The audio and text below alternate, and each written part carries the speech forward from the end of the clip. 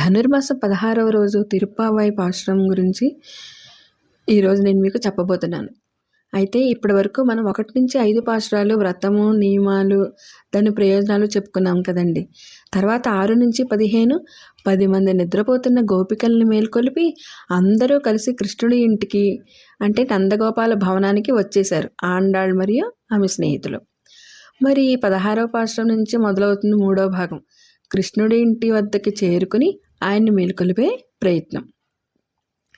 16వ పాశురం నాయగనాయ్ నింద నందగోపనుడైలో ఆండాళ్ మరియు గోపికలు ముందు ద్వారపాలకుల్ని మేల్కొలుపుతారు. నందగోపాల్ మహల్ అంత గొప్పగా ఉంటుంది. మరి గొడుగులు, తోరణాలు, మణులతో చేసిన ద్వారాలు. అందులో ద్వారపాలకులను పిలిచి, మేము పవిత్రంగా వచ్చాం, మా ఆయనైన మణివన్నుడు అంటే కృష్ణుడు మాకు సేవ ఇస్తానని మాట ఇచ్చాడు, త్వరగా ద్వారాలు తెరవండి, ఆయన్ని మేల్కొలిపేందుకు పాడతామని వేడుకుంటారు. ఈ పాశురం ప్రత్యేకత ఏంటంటే, ఇంట్లో చాలా ఇళ్ళు నందగోపాల భవనంలాగా గొప్పవి కాబట్టి తేడా తెలియకుండా గుర్తింపుగా పైన జెండా ఎగరవేశారని, అలాగే ద్వారాలు రత్నాలతో మెరిసిపోతాయని చక్కని వర్ణన ఉంటుంది. ఈరోజు చాలా ఇళ్లల్లో చక్కెర పొంగల్ నైవేద్యం పెట్టి ఆలయానికి చేరుకున్న సంతోషాన్ని జరుపుకుంటారట.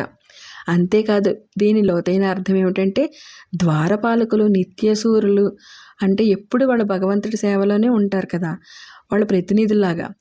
అయితే భాగవతులు అంటే ఈ భక్తుల సహాయం సిఫారసు లేకుండా మోక్షం రాదని ఒక సూచన.